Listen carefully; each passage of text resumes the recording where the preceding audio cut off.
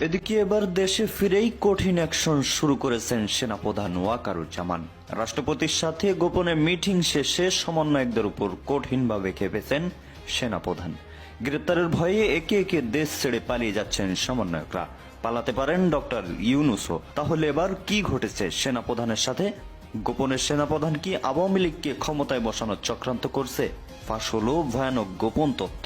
যেটা হলো সমন্বয়কদের বিরুদ্ধে সমন্বয়করা কিন্তু ইতিমধ্যে সেনাপ্রধানের খবর পেয়ে প্রাথমিক অ্যাকশন শুরু করে দিয়েছে সেনাবাহিনী, এবং সমন্বয়করা পালিয়ে যাচ্ছে আস্তে আস্তে।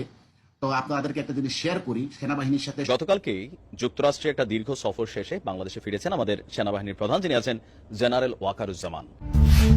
যুক্তরাষ্ট্র ও কানাডা সফর শেষে সেনাবাহিনী প্রধান জেনারেল ওয়াকারুজ্জামান 25 অক্টোবর দেশে ফিরেছেন। সফরে তিনি জাতিসংঘ সদর দপ্তরের শান্তিরক্ষা মিশনের সাথে সংশ্লিষ্ট গুরুত্বপূর্ণ ব্যক্তিবর্গ, যুক্তরাষ্ট্রের সেনাপ্রধান সহ